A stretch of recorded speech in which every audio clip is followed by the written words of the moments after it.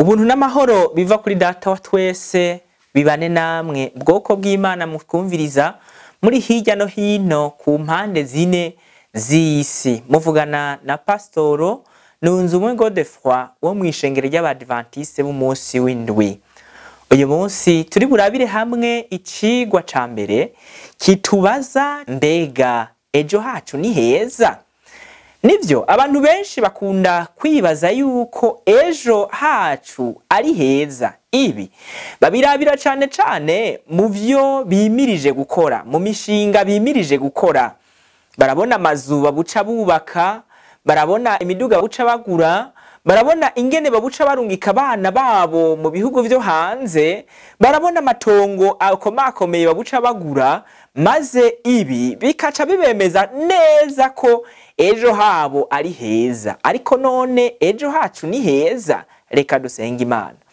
Urakoze Yesu kuduhaye kano kanya ngo twige amajambo yawe atwereka ejo hacu.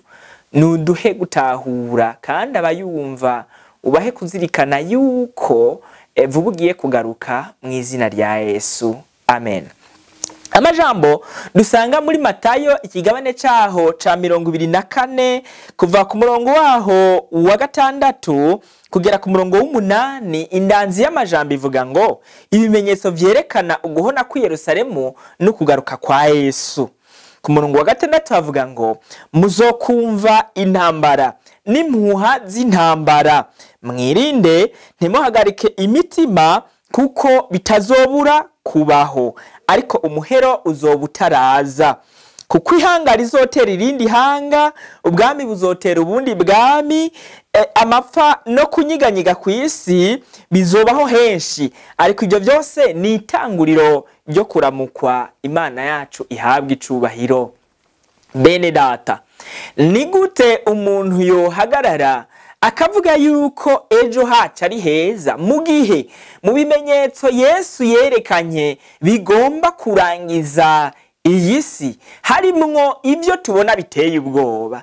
Ibi vyovuga yuko uwovuga ko ejo ari heza yoba ari umuntu atazirikana igihe tugezemwo aho kigeze, canke se atazi igihe dusigaje hano ku isi ngene kingana.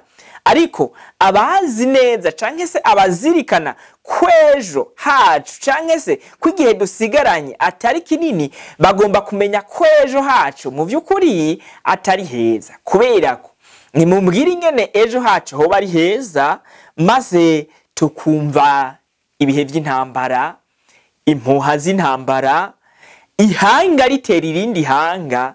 Ni gute ibi bintu wovuga yuko bitubikiye ejo hacu heza mu gihe turiko turavyihweza n'amaso yacu? Ni koko urashobora kuvuga uti iwacu n'amahoro, nta kibazo dufise, nta ntambara ihari, nta nzara ihari.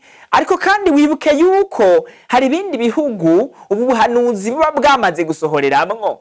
Ahari intambara ni henshi hariko haraba, ahari inzara hariho henshi, ahari ivyorezo. Muribuka mu minsi iherereye inyuma twarigeze guhura isi yose n'ikibazo kiduhanze twese, COVID-19.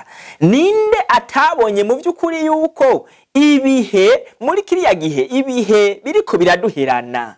None niyo mpamvu woye gusamara mwene data mu kuguma wibwira yuko ejo hacu ari heza, ufatiye ku byo ugiye kurangura, ufatiye ku maproje runaka ufise. Ariko bene data muzirikane yuko ejo hacu atari heza.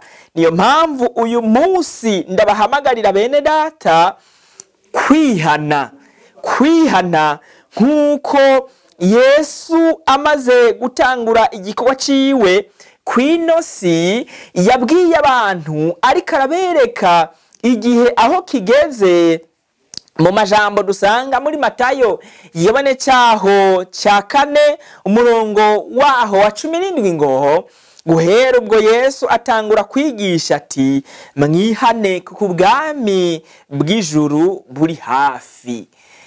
Nahawe nahanje ho kuraba ejo hacu namba koko ari heza, dusanze atari heza twihane kuko Yesu vuba agiye kugaruka. Ubuntu n'amahoro bibane namwe mwese mu izina rya Yesu.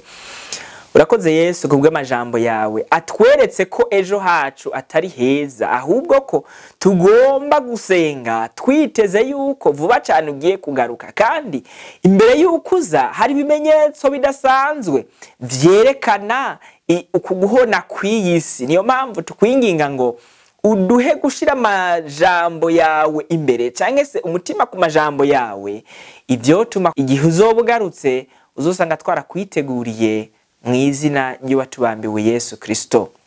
Ufise icubaza canke hari umutwaro runaka ushaka ko tugufasha mu isengesho, ni wandike muri commentaire utubwire umutwaro ufise, dusaba Imana kugira ngo ishobore kudufasha.